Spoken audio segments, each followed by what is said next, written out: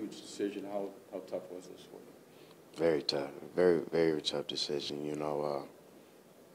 Just being the monument that I am to my city, you know what I'm saying, to my school, to all my schools, Glenville, the Ohio State, the community, you know. I mean, it was a hard decision, but it was one that had to be made.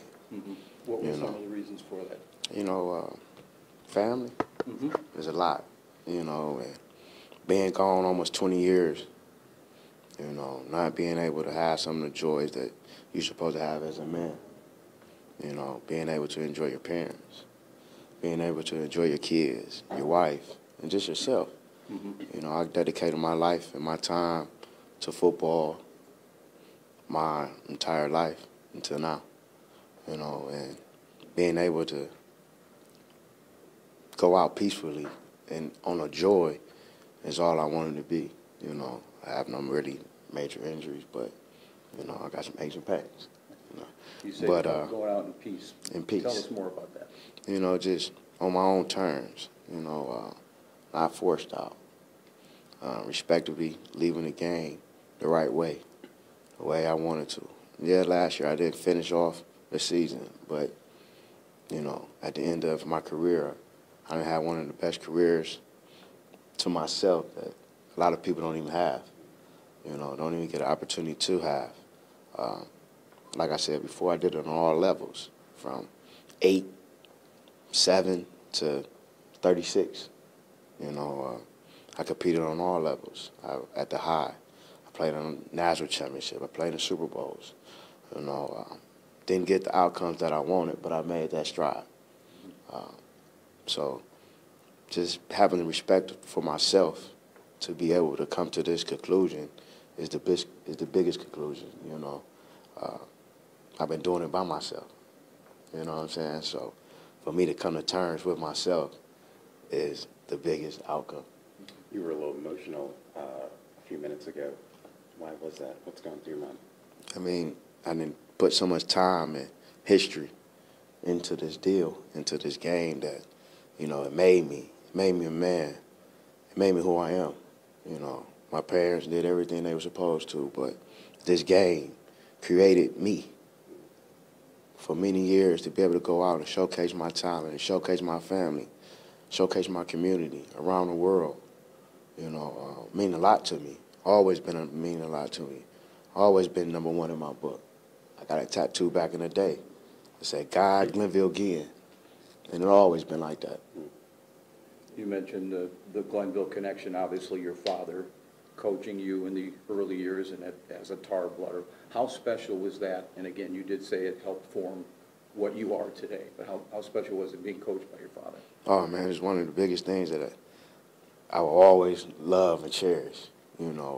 Wasn't easy, but it was what I wanted. It was what we wanted. We was able to make dreams, change lives, make examples, be black men, be a little boy, be a father, to be able to hang with him right now and just get all the joy and seeing him see me be who I am, just changing the culture, changing the black man culture, two of us under the same roof, that was special, walking me through the door to a lot of different avenues. Sometimes you need your old man, he always been there. It's pretty cool to have that.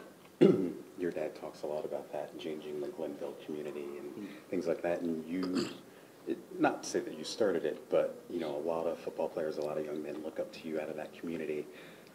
How much does that mean to you? I just always represent from the guys who started with me, like Troy, Dante, Pierre, guys that believed in his story to make me believe.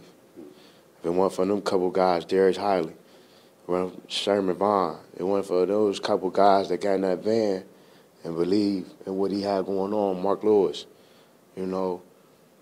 I I don't think we all be standing here right now, giving everybody the opportunities and having the wars and the fights that we had on them camp shores and you know, enduring the pain and the struggle and the sweat and tears and, you know, sharing and loving and caring, you know, made us be able to go to different heights. You know, for all of us to be able to go to Michigan, all of us go to Ohio State. You know, gave us some of the best rivals ever in Ohio State in Michigan history, because you was playing against brothers more than a rival. You know, when we was going out there, we weren't playing against that Wolverine. We was playing against Pierre Woods. Pierre Woods was playing against Ted Ginn, Troy Smith, and Dante Whitney.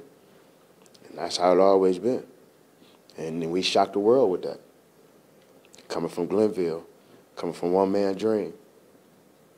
How excited are you, or is there almost a bit of terror as you go into the next chapter, not knowing what it could be? And I know what it can be. I want it to be. Okay, cool. That's first. But it ain't no scare, because you usually go into this chapter unhappy, uneased. I'm not unhappy. I'm not uneased. I'm happy. I'm eased. This is a joy. So what are you going to do to fulfill your time? What are you going to do to, you're Well, you a busy know, man, what are you going to do now? I've always been a busy man. I mean, look at my dad. So we always got something going on. You know, I've been doing the Ginn Elite deal for a long time now, you know, so I put my foot in that a little bit more. You know, I could go back to his program and attack that a little bit more. I can spend time with my family. You know, I can just be Ted Ginn Jr., the retired Ted Ginn Jr., and we'll see what comes with it. But it's going to be great. It's still going to be a joy. I'm going to be happy. And I'm still going to be following my man's footsteps over there. When you look back at your football career at all levels, you know, as you reflect, what are you gonna think about the most? What do you think you'll miss the most? I mean, I'll probably say that camaraderie in the locker rooms on all levels. You know, that's just different. Being able to go in there and see how much you got respect for another man and how much another man got a respect for you. And when something ain't right, y'all can put a lot of y'all difference aside and make it come to a great outcome.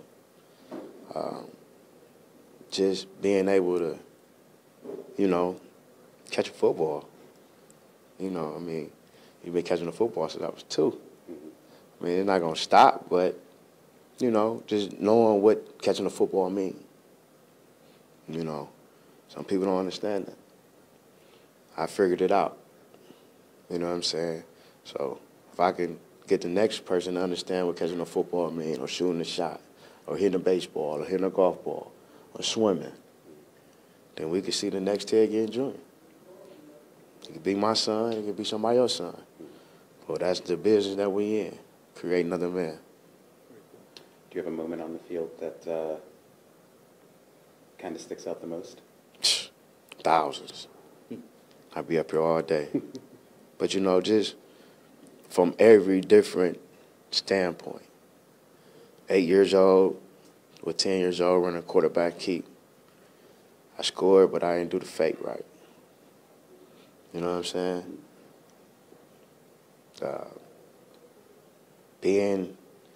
Being a senior, busting up the middle, fumble, get benched, you know. Left my pants against East High. Didn't play the first half. My senior year, we down 6-0 going into halftime.